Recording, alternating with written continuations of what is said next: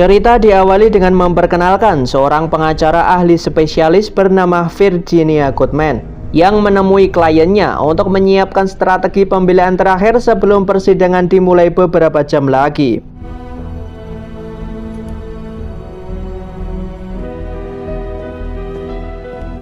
Señor Doria, Virginia Goodman.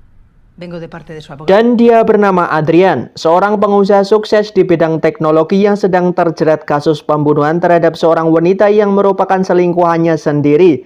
Lokasinya di dalam kamar sebuah hotel yang terkunci dari dalam, sehingga polisi menuduhnya sebagai tersangka utama. Eso fue lo que me dijo la última vez que hablé con él.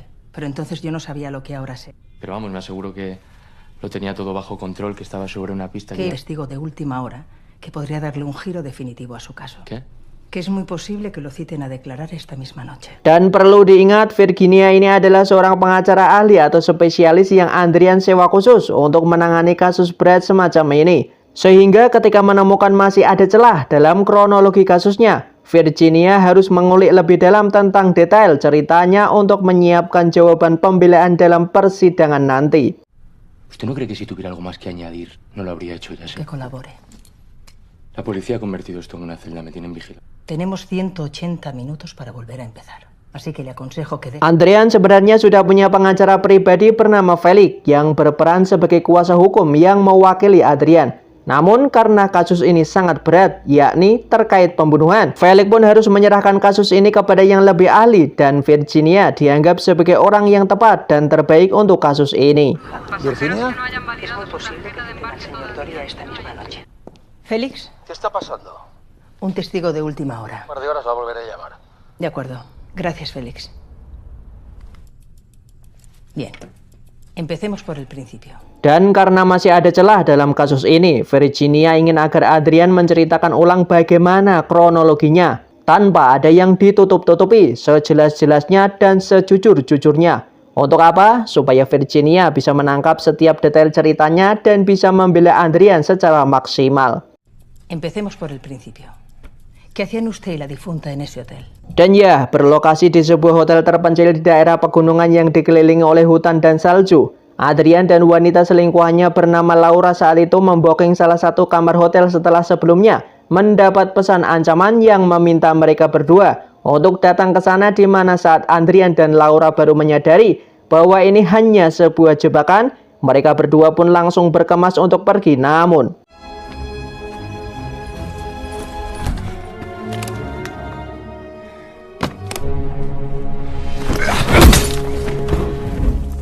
dan ya, dari cerita versi Adrian, ada orang asing yang memukulnya hingga pingsan kemudian menghabisi nyawa Laura menggunakan benda tumpul, sehingga ketika aparat datang ke sana, Adrian langsung dituduh sebagai pelakunya.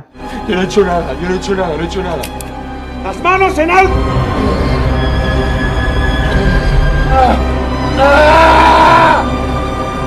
Setelah mendengar cerita dari versi Adrian, Virginia pun membacakan laporan dari polisi bahwa saksi memang sempat mendengar teriakan, tapi tidak ada orang yang meninggalkan ruangan. Kamar juga terkunci dari dalam dengan rantai pengaman. Jendela tidak bisa dibuka dari dalam karena pihak hotel melepaskan pegangan di musim dingin. Tidak ada kerusakan dan tidak ada jejak yang ditemukan, sehingga jika Adrian memberikan pembelaan seperti yang ia ceritakan tadi, maka hakim akan langsung menolak pembelaan tersebut dan menyatakan Adrian telah bersalah. Antes de salir, tuvo que entrar. Estaba dentro cuando llegamos. Pero tuvo que entrar. Según su versión, el asesino de su amante... Pero es absurdo, es una trampa. ¿De quién? No lo sé. Toda la escena del crimen estaba preparada. Merasa cerita Adrian terlalu mengada-ada, Virginia pun menjelaskan tentang karirnya sebagai pengacara selama 30 tahun ini bahwa ada dua tipe klien yang sering ia temui. Yang pertama, tipe klien yang kooperatif alias mau bekerja sama. Dan yang kedua, tipe klien yang merasa lebih pintar dari pengacara. Adrian adalah tipe klien nomor 2 yang merasa dirinya pintar tapi masih menyewa pengacara untuk terhindar dari hukuman.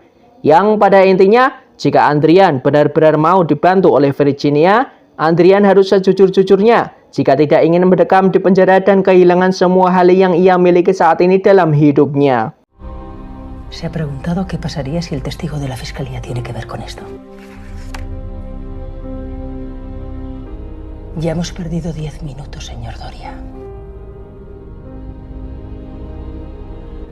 No me mienta más. Sadar jika dirinya tidak punya banyak waktu, Andrian pun akhirnya menceritakan kejadian asli sebenarnya bahwa semua berawal sekitar 3 bulan lalu ketika ia berbohong kepada istrinya terkait kepergiannya ke Paris untuk perjalanan dinas kerja padahal sedang selingkuh dengan Laura. Entah sudah berapa lama perselingkuhan ini terjadi, Andrian sebenarnya sayang kepada istri, anak, dan karirnya sebagai pengusaha. Tapi tergiur oleh godaan yang hampir semua laki-laki sulit untuk menolaknya, yaitu wadon. ¿Y yo a ti? Avísame cuando embarques. Te quiero. Me voy a casa con vosotros. ¿Quién era? Era Sonia.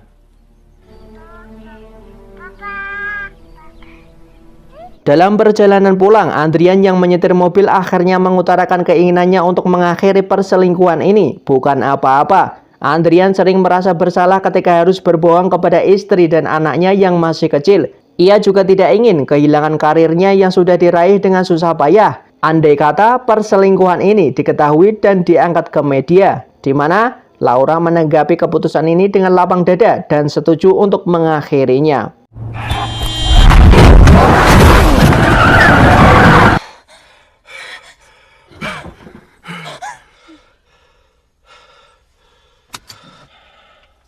¿Estás bien? Creo que sí.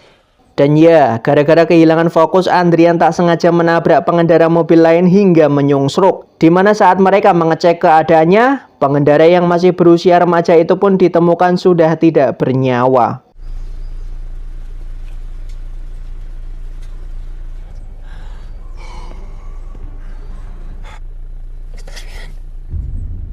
Ketika Andrian akan menghubungi polisi, Laura langsung mencegahnya karena khawatir perselingkuhan mereka akan terbongkar dan menghancurkan hidup mereka berdua. Que siempre hay que sacrificar algo, ¿no? ¿Pero qué dices? Que es él o nosotros. Nadie sabe nada. Adrián, nadie ha visto nada. Que si llamas a la policía estamos perdidos.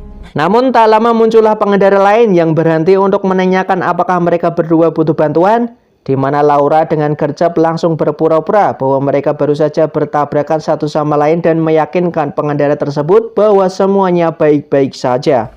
¿Seguro? De verdad estamos perfectamente, gracias. Hasta luego. Hasta luego. Setelah pengendara itu pergi, Adrian dan Laura masih memasukkan si pemuda ke dalam bagasi mobilnya sendiri, di mana Laura menyuruh Andrian untuk membuang mobil dan mayat si pemuda ini, sementara Laura akan menunggu di lokasi kejadian untuk membereskan sisa pecahan tabrakan dan menunggu mobil Derek datang menjemput mobil BMW milik Andrian yang mogok.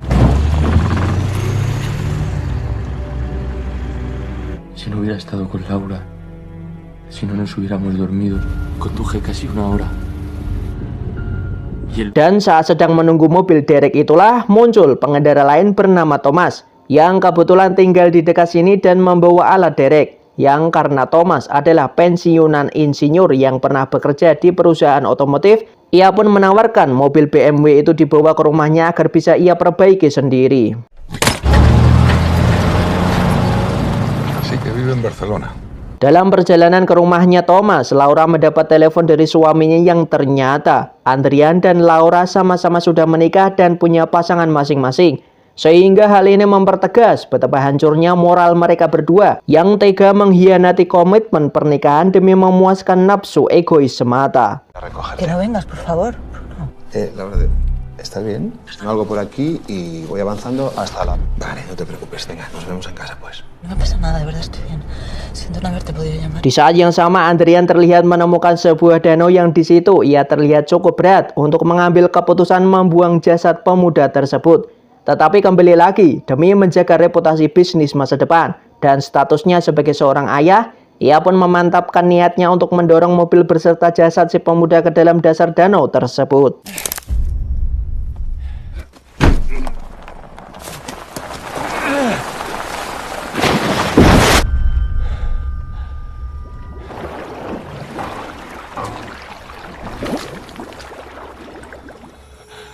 Kembali ke Laura yang sudah sampai di rumah Thomas, ia langsung diperkenalkan kepada Elvira alias istrinya Thomas yang menyambutnya dengan sangat baik.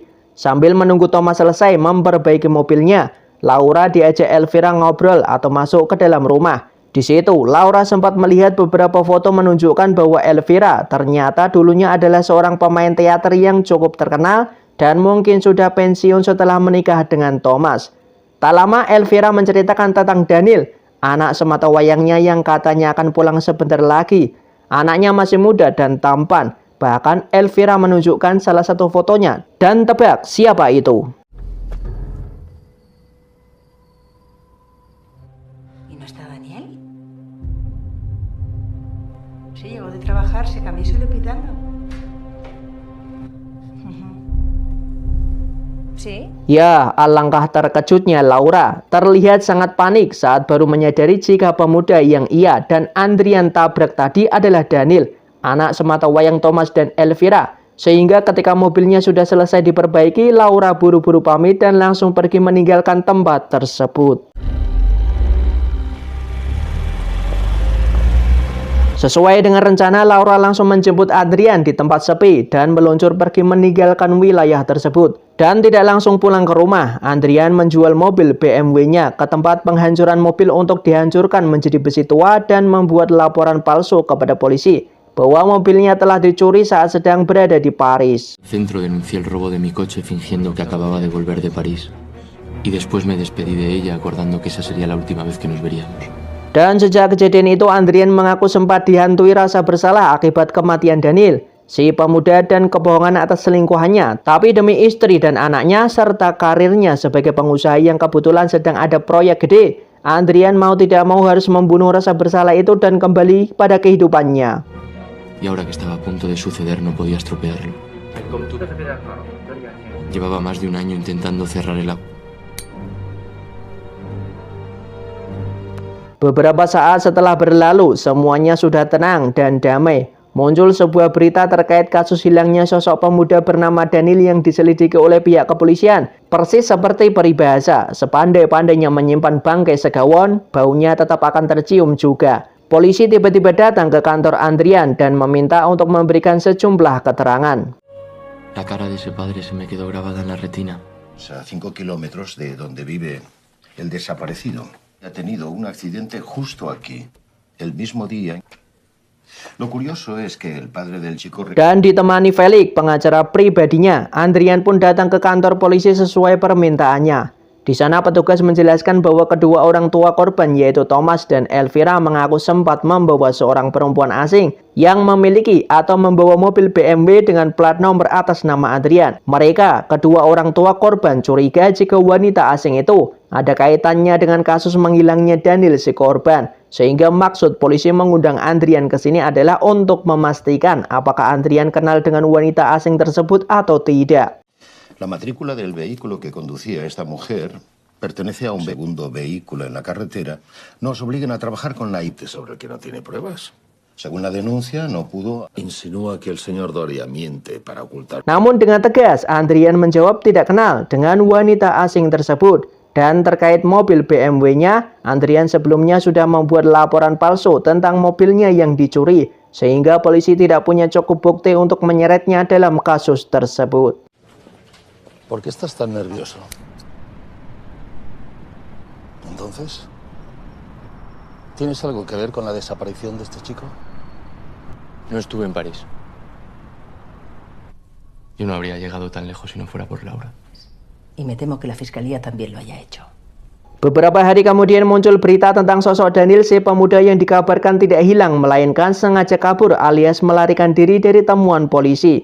Daniel ketahuan memiliki sejumlah uang dalam rekeningnya yang diduga uang hasil curian dari perusahaan tempat bekerjanya. Daniel Garrido desvió pequeñas cantidades informado que el joven se apoderó de 50.000 euros de la Namun tak lama setelah muncul berita itu, Laura menghubungi Adrian untuk mengajak ketemuan yang setibanya mereka di lokasi. Laura memberitahu bahwa berita terkait tuduhan Daniel yang membawa kabur uang perusahaan adalah ulahnya untuk membuat bingung pihak kepolisian. Dengan rambut pendek dan penampilan barunya, Laura menjelaskan bahwa ia sempat mengambil ponsel dan dompet milik Daniel si pemuda pada saat kecelakaan. Dengan informasi dari dompet dan ponsel itulah, Laura bisa mengetahui di mana perusahaan tempat Daniel bekerja.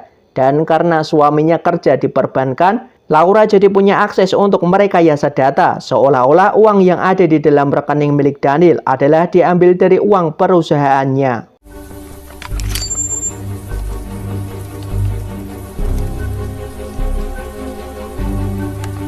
¿Qué me está contando? ¿Su amante era experta en...? Adrian pun menambahkan bahwa Laura mulai mengancamnya dengan akan menyeret Adrian apabila kasus ini sampai ketahuan, sehingga Adrian dipaksa untuk menurut dan ikuti saja semua skenario yang sudah dibuatnya. Que no me mires con esa cara. Tú no llamaste a la policía porque sabías que hacíamos lo... Si hubiera dejado algún rastro no estaríamos aquí. No me amenaces. No me amenaces. Di tengah ketidaktenangan hidup itulah Adrian justru mendapat keberuntungan dari sisi lain, yaitu perusahaannya yang berkembang pesat dan sedang ada kerjasama dengan perusahaan besar dari Jepang, di mana Adrian mendapat pujian dan penghargaan sebagai pengusaha muda yang sukses dan dianggap sebagai teladan oleh semua orang. Podrido. Fachada. Hacía tiempo que estaba roto por dentro. Dan tepat di hari bahagia itulah Adrian kedatangan tamu yang tak disangka-sangka, yaitu Thomas alias ayah kandung si pemuda. Masih soal kasus hilangnya si pemuda, Thomas yakin jika Adrian kenal dekat dengan Laura. Dugaan itu diperkuat dengan korek api milik Adrian yang sama persis dengan korek api yang sempat ia lihat di dalam mobil BMW yang Laura pakai. Sehingga jikalau Adrian tidak mau jujur kepada polisi karena takut dihukum atau dipenjara dan menghancurkan karir dan reputasinya, Thomas memohon dengan sangat agar Adrian cukup jujur saja kepadanya, beritahu di mana jasad Daniel putranya sekarang, karena sebagai sesama ayah, orang tua mana yang tidak ingin menguburkan anaknya dengan layak. ¿Fue usted quien se deshizo de él? Mi mujer y yo sabemos que nuestro hijo está muerto. Así de fácil.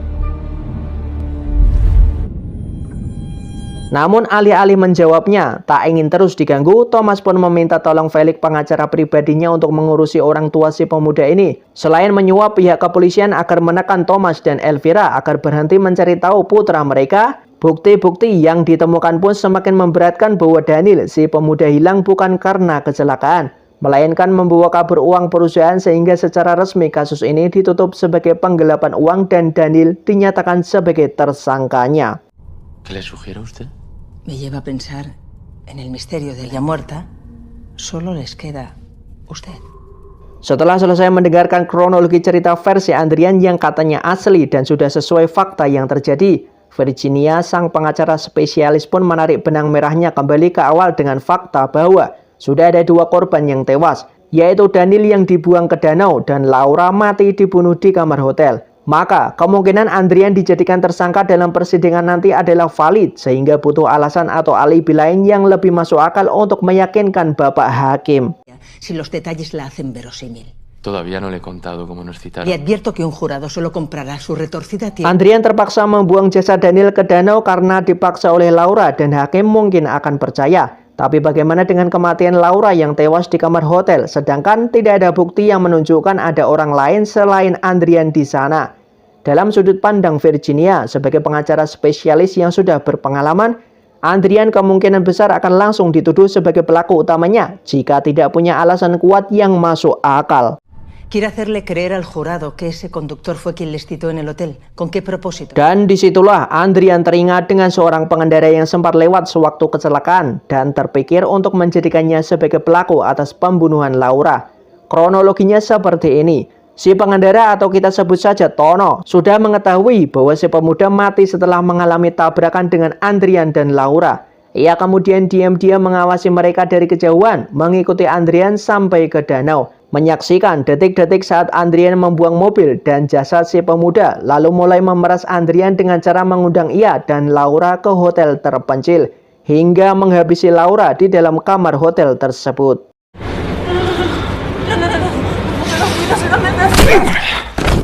Dan ya, belum selesai Adrian menceritakan alibi versi miliknya. Virginia langsung memotong dan menganggap bahwa cerita versi Adrian barusan dinilai terlalu berbelit-belit, yang justru tidak menjelaskan kematian Laura. Jika memang Adrian akan melibatkan Tono dalam hal ini, Tono motifnya cuma duit dan tidak punya alasan yang cukup kuat untuk ia membunuh Laura di dalam kamar hotel tersebut. Consiste en la posibilidad de cambiar la perspectiva desde la cual se analizan los acontecimientos. Dan karena otaknya sudah mentok, Andrian pun menyerah dan meminta Virginia untuk menceritakan alibi versi miliknya di mana Virginia justru tertarik untuk melibatkan Thomas, ayah si pemuda dalam kasus kematian Laura yang dipicu oleh balas dendam atas putranya yang tak kunjung ditemukan. Se subió a un bloque de hielo que se deshizo con el calor. ¿Cómo lo hizo? Dan kronologinya seperti ini. Sebelumnya kita semua tahu bahwa Thomas dan Elvira, orang tua si pemuda, terus berupaya mencari keadilan untuk putra mereka Daniel. Karena sudah putus asa meminta tolong kepada polisi. Thomas pun memilih jalan ekstrim, yaitu balas dendam kepada dua orang yang dianggap sebagai penjahatnya, yaitu Andrian dan Laura. Eso dice la policía. Pero unos billetes de avión y... Dan rencananya dimulai dengan menghubungi Andrian dan Laura untuk datang ke hotel terpencil dengan kamar yang sebelumnya sudah di-booking. Thomas sudah bersembunyi di dalam lemari dan ketika mereka berdua masuk ke sana, Thomas pun langsung menghantam kepala Laura dengan benda tumpul dan menjebak Andrian sebagai tersangkanya.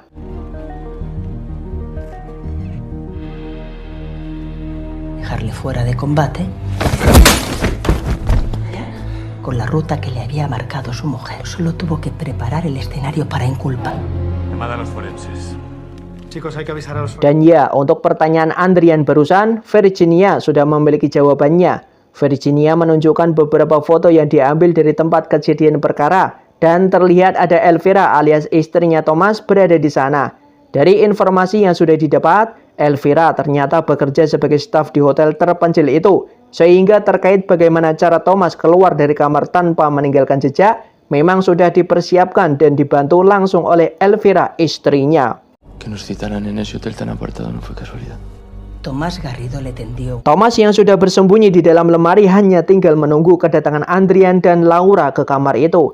Sampai waktunya tiba, Thomas langsung menghabisi Laura, menghantam Andrian sampai tak sadarkan diri, keluar melalui jendela dan masuk ke kamar sebelah yang jendelanya sudah dibuka oleh Elvira sebelumnya.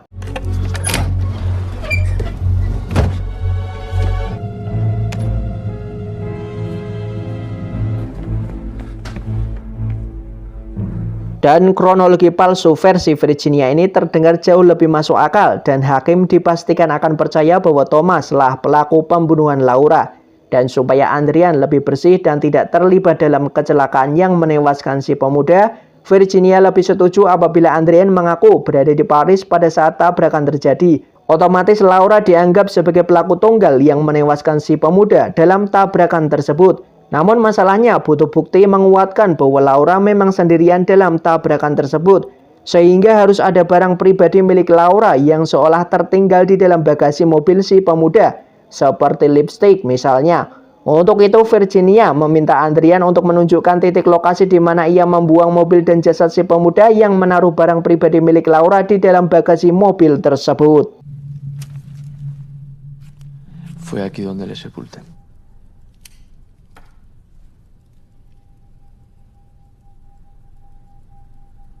Tak lama setelah Andrian menunjukkan titik persis mobil si pemuda ditenggelamkan, ia pun jujur tentang satu hal yang sejauh ini disembunyikan, yaitu terkait si pemuda yang ternyata belum mati.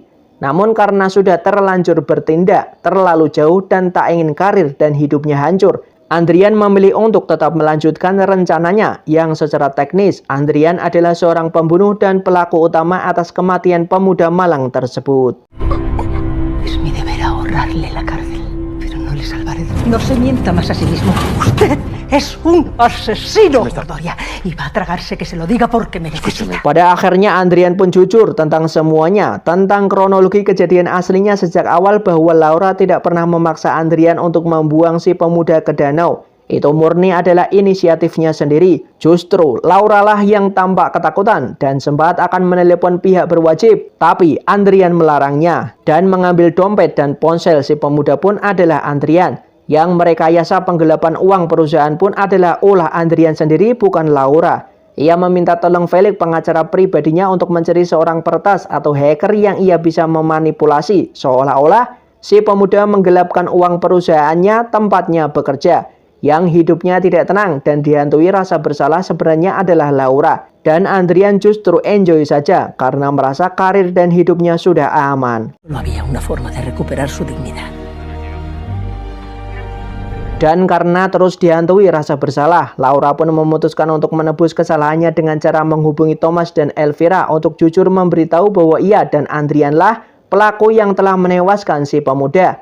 Sadar bahwa Andrian tidak akan setuju dengan keputusannya, Laura pun meminta Andrian untuk datang ke hotel terpencil tanpa memberitahukan apa rencananya.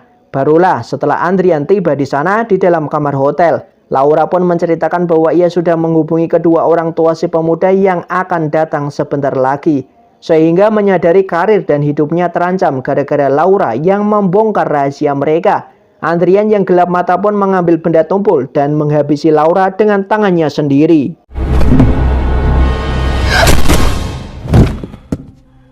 Dan sungguh ini adalah klimaks yang sangat mengejutkan yang bahkan Virginia sebagai pengacara spesialis pun tidak menduganya. Orang yang kita kasihani sejak awal ternyata adalah seorang pembunuh dan tersangka penjahat utamanya atas kematian dua korban yaitu Laura dan si pemuda. Andrian adalah sosok penjahat egois yang hanya mementingkan karir dan dirinya sendiri. Muy bien. ¡Policía! Esos padres saben que usted jamás desenterrará a su hijo para inculpar. Setelah Andrian sudah jujur tentang semuanya, kini Virginia bisa membantunya secara maksimal dan merancang alibi untuk membuat Andrian terbebas dari tuduhan dalam persidangan nanti. Di mana Andrian sendiri terlihat sudah merasa lega karena tidak ada lagi yang ia tutup-tutupi. Gracias. Dan tepat setelah Virginia pergi untuk menyiapkan alibinya dan mempersiapkan semua berkas-berkas dalam persidangan nanti, Andrian pun langsung menghubungi Felix, pengacara pribadinya, untuk menanyakan apakah Virginia bisa dipercaya. Felix menjawab bahwa Virginia adalah pengacara spesialis yang sudah puluhan tahun berkarir dalam dunia seperti ini. Harusnya ia sudah cukup untuk membuktikan bahwa Virginia adalah orang yang cocok untuk kasus tersebut. Completamente. ¿Y cómo te sientes? He tenido que contárselo todo. ¿Todo? Namun tanpa diduga, ponsel yang Andrian gunakan tiba-tiba mengalami gangguan. Disusul dengan pulpen yang ada di saku bajunya mengalami kebocoran tinta, yang ketika pulpennya dibuka ternyata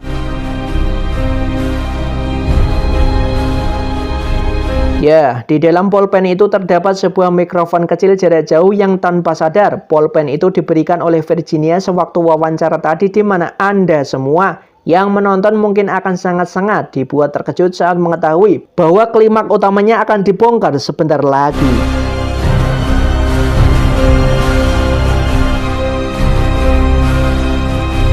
Tanpa Andrian dan kita semua sadari, sepanjang wawancara tadi ternyata Thomas berada di gedung sebelah terus mengawasi sambil merekam semua percakapan yang dilakukan melalui mikrofon yang ada di pulpen tersebut. Tujuannya adalah untuk mendapatkan pengakuan langsung dari mulut Andrian bahwa pelaku utama atas kematian si pemuda dan Laura adalah dia sendiri, termasuk untuk mendapatkan lokasi tenggelamnya mobil dan jasad si pemuda. Todo ha sido invención mía la que le he ido dando forma con los detalles que usted me ha dado. Dan ya, Virginia yang kita kenal tadi ternyata adalah Elvira, istrinya Thomas yang menyamar menjadi pengacara spesialis. Dan kita sempat diperlihatkan ketika Laura berada di rumah mereka dan melihat foto-foto lama yang menunjukkan bahwa Elvira adalah mantan aktris teater profesional yang cukup terkenal. Sehingga tidak sulit untuk Elvira memerankan sosok Virginia, sang pengacara spesialis. Lantas, kemana Virginia yang asli?